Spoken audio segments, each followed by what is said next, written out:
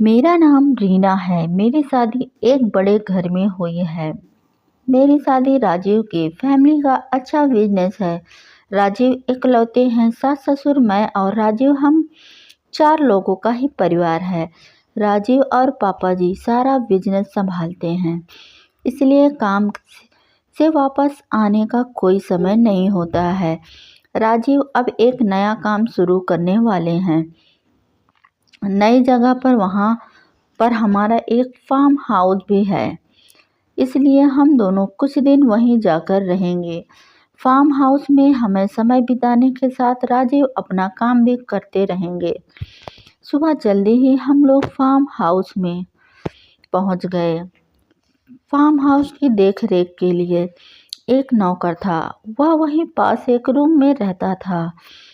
हम जैसे ही पहुंचे, दूर से किशोर दौड़ता आया हमारी कार के पास। आकर उसने ही कार का दरवाज़ा खोला। नमस्ते मालकिन, हंसते हुए मुझे बोला। राजीव ने कहा, यह किशोर है, हमारे फार्म हाउस की देख रेख करता है। मैं अंदर जाकर बैठी। थोड़ी देर बाद राजीव अपने काम में बिजी हो गए। उन्होंने किशोर को कहा कि मैडम को फार्म हाउस दिखा दो। किशोर बोला, ठीक है साहब। वो मुझे फार्म हाउस दिखाने ले गया। फार्म हाउस में हम घूम रहे थे, तब गेट के बाहर से एक लगभग 6-7 साल की लड़की ने किशोर को आवाज़ लगाई। वो स्कूल से वापस जा रही थी। किशोर बोला, मैडम मैं आता हूँ। वो गेट पर खड़ा उस लड़की से बातें करने लगा। मेरी नज़र पड़ी तो वो लड़की मेरी तरफ ही देखे जा रही थी। फिर वापस आकर बोला, मैडम आप आराम करिए, मैं आता हूँ। ऐसा बोलकर वो चला गया। अगले दिन सुबह फिर राजीव अपने काम से जल्दी चले गए। मैं सोकर उठी। मेरे उठते ही मुझे दरवाजे पर किशोर दिखाई दिया। मैंने पूछा, क्या कर रहे हो यहाँ पर? बोला, मैडम अभी आया हूँ चाय लेकर। मैंने बोला, ठीक है, यहाँ टेबल पर रख दो,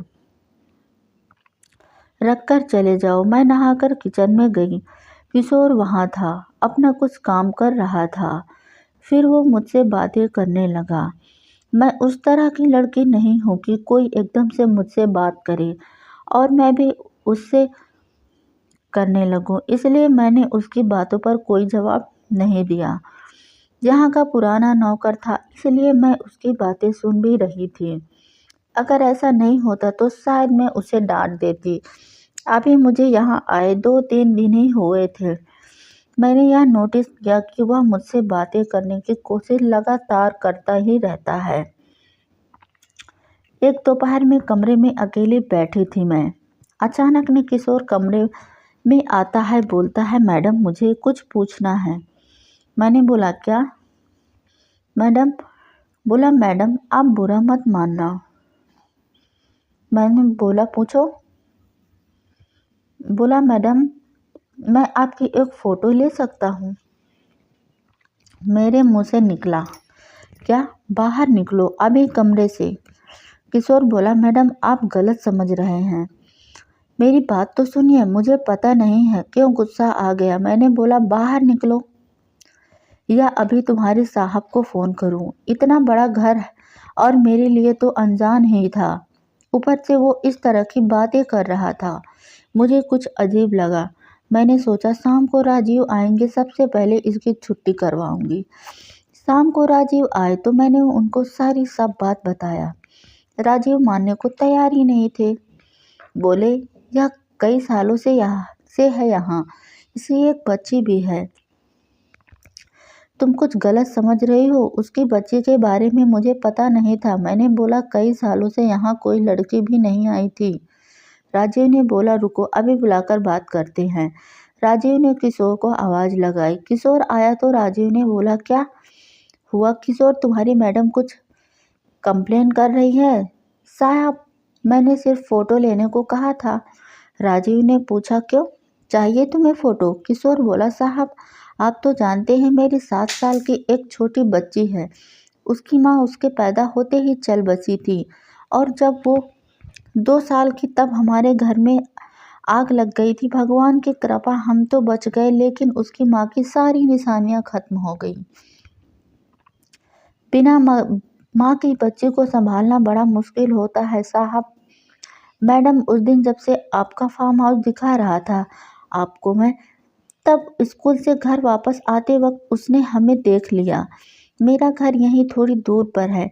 उसकी दादी उसे संभालती है। हमेशा मुझसे पूछती रहती है कि पापा मेरी कैसी दिखती थी माँ, कैसी चलती थी, कैसी बातें करती थी। मैं उसे कहता था वो बहुत सुंदर थी। यहाँ गांव में उसके जैसा कोई नहीं है। आपको जब देखा तो उस दिन मुझे उसने यही पूछा, पापा क्या पापा मम्मी ऐसी थी? मैंने उससे कहा हाँ ऐसे ही थी। तब से जिद पर अड़ गई कि मुझे मैडम से मिलना है। वो मेरी मम्मी जैसी है। स्कूल नहीं जा रही है। मैं इसलिए आपसे बात कर रहा था कि आपको यह सब बता सकूं, लेकिन आपका स्वभाव अलग है। फिर इसने आज सुबह मुझसे पूछा, कुछ खाया नहीं? बोल रही फोटो लाना है, मेरे स्कूल वालों दोस्तों को दिखाऊंगी कि मेरी मम्मी ऐसी थी। तो मैंने बोला कि मैं तुझे फोटो लेकर दिखा दूंगा। वो बोली, पक्का? पक्के से लाना है? इतना कहकर किशोर फूट फूट कर रोने लगा। रोते हुए ही बच्ची बोला, बच्ची है मैडम, उसका नसीब ही ऐसा है। पैदा होते ही माँ मर गई और बाप मुझ जैसा मिला। मैडम, हम साहब से कुछ भी नहीं बोल देते थे साहब। कभी मुझसे डर नहीं लगा कि यही आदत मुझे पड़ गई और मैंने आपको भी अपना समझकर बोल दिया। आप मुझे बता देती तो मैं आपको भी बता देता। किशोर की बातें सुनकर मुझे अपने आप पर गुस्सा आया। राजीव ने किशोर को चुप कराया और कहा कि बच्चे को यहाँ क्यों नहीं रखते हो? उसे यहीं रखो, इतना बड़ा फार्म हाउस है। कल बच्ची को लेकर आ जाओ। सुबह वो बच्ची को लेकर आया। बच्चे को दूर से ही मुझे दिखा रहा था, शायद अब भी झिझक रहा था। मैं खुद बच्चे के पास गई। बोला, अरे हम यहाँ 4 दिन से हैं और आप अब आ रही हैं? मेरा ऐसे कहने पर बच्चे के चेहरे पर जो मुस्कान आई वो अनमोल थी। वो मुझसे लिपट गई। जब तक मैं वहाँ रही मैं उसके साथ खेलती और हंसती रही। एक अलग खुशी मिल रही थी।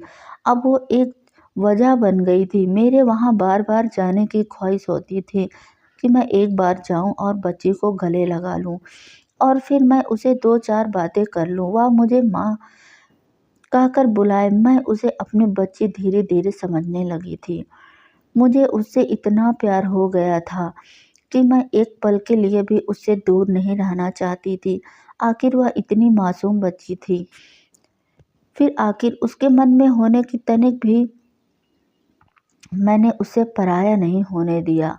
वह मुझे माँ कहती थी और मैं उसे प्यार से लाडो बुलाती थी। यह रही मेरी माँ और बेटे की अच्छी सी कहानी। तो दोस्तों, कैसी लगी आपको ये कहानी? अगर अच्छी लगी हो तो प्लीज़ एक लाइक और चैनल को सब्सक्राइब ज़रूर करें। ऐसे ही कहानी सुनने के लिए मेरे चैनल को आप ज़रूर सब्सक्राइब कर लें। मिलते हैं हम नेक्स्ट स्टोरी में। तब तक के लिए मेरी तरफ से धन्यवाद।